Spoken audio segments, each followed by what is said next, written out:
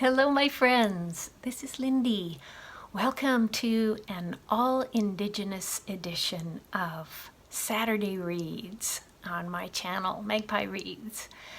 This is part of Skoden Readathon that is hosted by Kim of Native Warrior Book Lady. I will link her channel and a Skoden announcement below.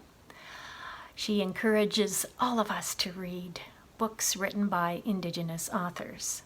In the last week, I have read 5, and I'm going to tell you about them in just a moment, but I'm going to start by mentioning that right now there's a big library read going on. So if your library has a membership with Libby, check it out. Because up until November 16th, there are unlimited borrows of the book A Snake Falls to Earth by Darcy Little Badger. It's a fantastic novel for about age 12 and up. It's won a Nebula Award, a Newbery Honor, and it was on the long list for the National Book Award.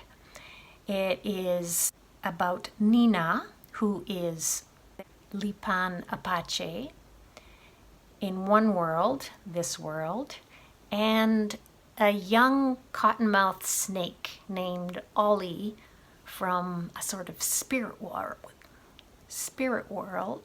and there's a link between the two, and that's the story. It's delightful. I highly recommend it. So, the first book I'm going to tell you about, I actually listened to in audio. It is by David A. Robertson, A Theory of Crows. It is his first novel for adults, but he has written many books for kids already, kids and teens. This one is set in contemporary Winnipeg. It's about a family, Matt, his wife Claire, and their daughter Holly, short for Hallelujah. Holly is in her teens. She is at that prickly, contrary stage, and she has reason to be disgruntled with her father, Matt, because he is not doing well. He feels like there's an emptiness inside, and he's been making all the wrong choices to fill that. He has panic attacks. So over the course of a few days, his relationship with his wife and his daughter kind of implode. He's pretty effed up. The F word actually appears a lot in this novel. It's used in dialogue, phrases like, sit the fuck down, and that's fucking great, and oh, for fuck's sake. Anyway, there is a tragic event that is a catalyst to pull father and daughter together in a very realistic and satisfying way. One of the things that kind of made me go, huh? was when Holly was, what she had done was washed and put away the dishes, and she said that, in sort of an internal monologue, she said that it's the kind of chore that no teenager would do without being under duress, like having screen time taken away. And that universal statement kind of made me wonder if David Robertson just doesn't know that not all families are like that. Anyway, there's an aspect to the writing that it didn't work for me so well, although I really did appreciate the book. I gave it 3.5 stars. What I didn't care for is the many details, especially during emotional scenes where I would prefer more restraint. That's just my own personal taste. But this was actually accentuated in the audiobook version. The audio is read by Megan Tooley, who's Sylch. And I think I would have preferred print, just because of the way that she narrated. However, the interstitial chapters, those are narrated by the author, David Robertson, and he does a great job with those. Those pieces are written as if they're letters from Matt to his daughter, Holly. And I would have loved it if he read the entire audiobook. But I'm thinking he's a pretty busy guy. I mentioned that he's written a whole bunch of books already, and he's just got a new job. This is pretty exciting. He's going to be the editorial director of a new imprint at Tundra Books. That's the oldest children's book publisher in Canada. It's an imprint to focus on books for kids by Indigenous authors. So I'm really looking forward to seeing what comes out of that. In A Theory of Crows, I could really see some of the issues that Robertson has also been working on in his kids' books, like On the Trapline, that he created with Julie Flett, the illustrator, and the Misewa Saga series, which is kind of like a Indigenous version of the Narnia books. Very well done. Robertson is Swampy Cree from Norway House, and that location also features in all of these books. Next up, a book of poetry by Joshua Whitehead, Full Metal Indigiqueer. And this is exciting and a bit of a challenge. Joshua Whitehead is Oji Cree from Pigwis First Nation in Manitoba. I am going to link to a video of him reading one of the poems in here. It's These Little Things You Know, is the title of the poem. That one is about an encounter with somebody at a bar for sex, and it's fairly explicit. Be forewarned. These poems are kind of like a cyberpunk experiment, playing with language that looks like coding. I'm going to show you what it looks like on the inside.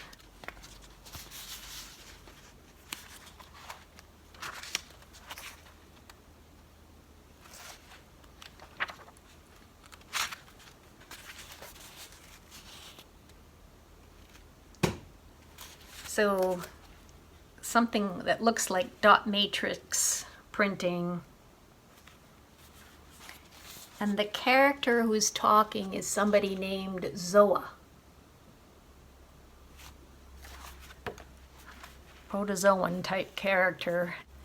There are so many pop culture references. I know I didn't get them all. Sometimes I could tell that it was music or film. I did pick up on the literary references like Ginsberg's Howl and Richard Van Camp's book, The Lesser Blessed, has the central character, Larry Soul. Larry shows up in some of Richard Van Camp's short stories as well, but if you haven't read The Lesser Blessed, oh, you must. And I was glad to see him mentioned in one of the poems here, the one called I Can Be a Dream Girl Too. And I think Sherman Alexie, one of his books has a character that's mentioned in here, Thomas Builds the Fire. I can't think offhand what the title is. Tonto and the Fist Fight in Heaven, something like that. In another poem, Richard Wagames is mentioned, Tupac Shakur. So many layers, and I love that in poetry. But I think my favorite thing is how many of the poems start with like a resequencing of some classic work of Western literature. Like in Reserving Paradise, John Milton is redone to include Indigenous.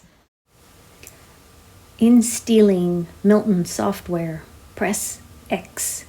In stealing, installation complete. Running pro, ZOA program, target, decolonizing, indigenization complete. Words are often run together. There are Cree words mixed in, and the author describes this as his attempt to re-beautify queer indigeneity. And Zoa is like a virus that invades and infects canonical and popular works in order to recenter the lives of two-spirit individuals. Yeah, I enjoyed this, and I'm going to be going back into it. So you can see there's lots of passages that caught my fancy and that I want to read again. The cover, by the way, is artwork by Kent Monkman.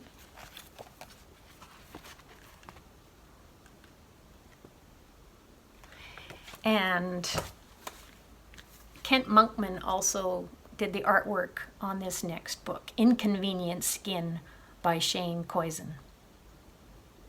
Now, Shane himself does not identify as Indigenous. However, his father, Harlan Koyczan, is Cree, as far as I know.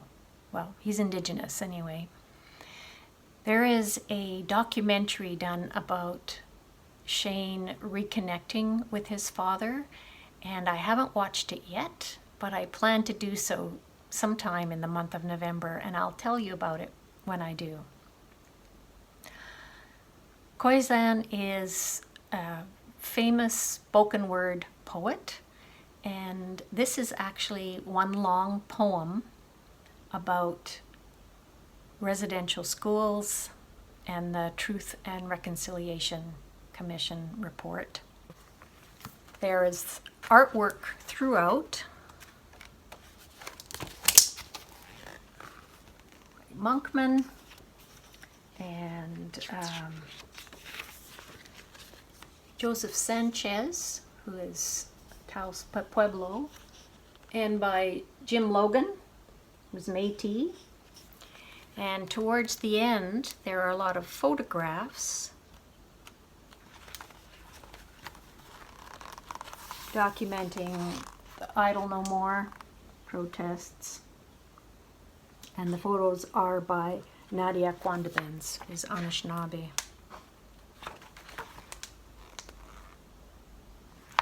I'm actually going to link to a video of Shane Koyczan reading from this. There are two musicians also on that video, Tanya Tagak, and I can't remember who the second one is. Information will be below. It is a call to action to remember promises that were made. We are not free to shed our history like an inconvenient skin.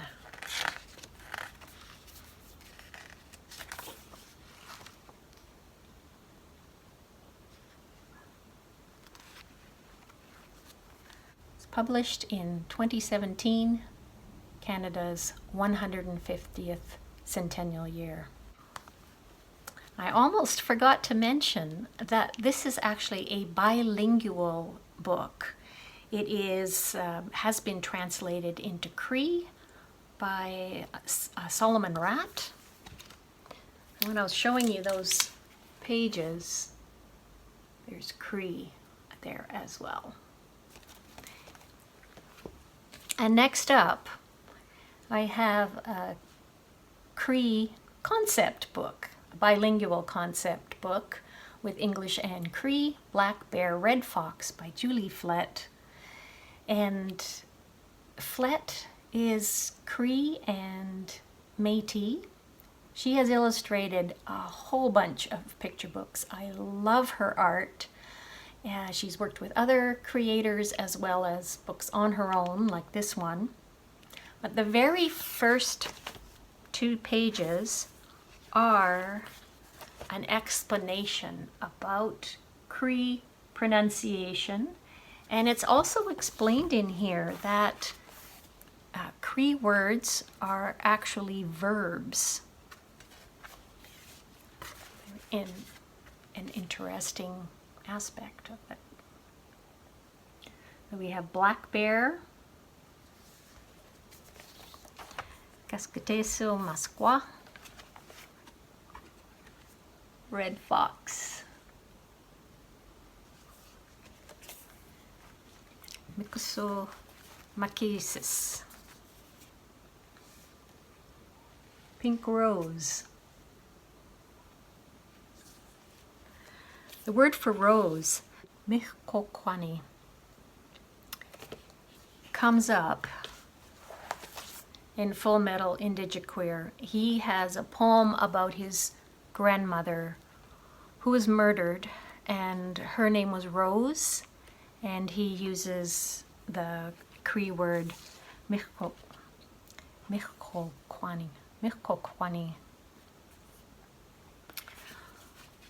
By the way, I have been using an online Cree dictionary to learn how to pronounce Cree words. I'm going to link it below in case any of you are interested. I would love to learn more Cree, and that is one of my goals for the future. Last up, I'm going to tell you about a graphic novel that's a blend of nonfiction and fiction. This Place, 150 Years Retold. Again, the project was initiated because of Canada's 150th centennial. And there is a timeline that follows through 10 different stories, starting with 1867, the date of Confederation, and going into the future, the year 2350, the final story by Katherena Vermette. There's a foreword by Alicia Elliott. She uses the phrase, history is written by the victors, and talks about why she doesn't like that. She actually counters it with the idea that just because stories are unwritten does not mean that they're lost. And this anthology puts Indigenous history front and center. The first story is Annie of Red River. It's written by Katherena Vermette, and the illustrations are by Scott Henderson. Katherena Vermette is Métis. She wrote The Break and has published poetry and graphic novels for teens, as well as other adult novels. But this story is about Annie Bannatyne of Red River. It's now a part of Winnipeg.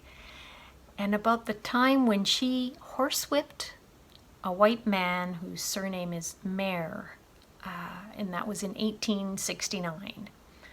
To read the story to see what happened there. Each entry in this graphic novel, in this anthology, has a non-fiction timeline and then a fictionalized recounting of some aspect from that timeline. The next story, Tilted Ground, is written by Sunny Asu and illustrated by Scott Ford. In this one, it's about the Indian Act amendment that banned the potlatch in 1885. And the timeline for this section ends in 1951 when the ban on potlatches ended. Now, interestingly, a book that I talked about previously, Norma Dunning's Kinalvit, she talks about how in the late 50s, RCMP were coming into Inuit communities and breaking up drum ceremonies. So even though it was no longer banned to have traditional ceremonies in other parts of Canada, that didn't change for the Inuits until much more recently. The third story, Red Clouds, is written by Jen Storm and illustrated by Natasha Donovan. The story that Jen Storm expands on is about Jack Fiddler, who was the first Indigenous man to be tried tried as a serial killer. Also in 1907, Dr. Peter Henderson Bryce reports that up to 42% of Indigenous children are dying in residential schools. Not much happened after that report came out. In 1920, Indian Affairs makes residential school mandatory for all Indigenous children aged 7 to 16. The fourth story is called Peggy, and it's by David A. Robertson, illustrated by Natasha Donovan. It is about the World War I war hero, I think the most decorated Canadian war hero, Francis Pegamagabal. This is the man who inspired the novel that Joseph Boyden wrote called 3-Day Road. David Robertson is giving us a true story, and some of the background in the timeline is interesting here. In 1917, there was military conscription in Canada that includes Indigenous men, even though they didn't have citizenship rights. In 1925, the Indian Act Amendment makes powwows, sundances, and sweat lodges illegal, so adding to the ban on potlatches. In 1927, the Indian Act Amendment prohibits hiring lawyers or filing land claims without prior government authorization. And Indigenous people were hiring lawyers to take the Canadian government to court. So being prohibited without approval of the Canadian government, you can see how unfair that was. And in 1928, the Alberta government passed the Alberta Sexual Sterilization Act, targeting First Nations and Métis women for forced sterilization. And BC enacted a similar policy 5 years later. These are just the first 4 stories. It is all good information, really well executed. I highly, highly recommend this work of graphic fiction, nonfiction. Richard Van Camp has got a piece in here, Like a Razor Slash. That one is about Chief Frank Tsele, who is defending the North against the proposed Mackenzie Valley pipeline. Yeah, so good. All right.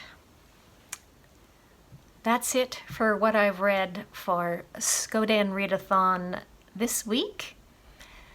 Stay tuned for more next week. And thank you so much for watching. Bye for now.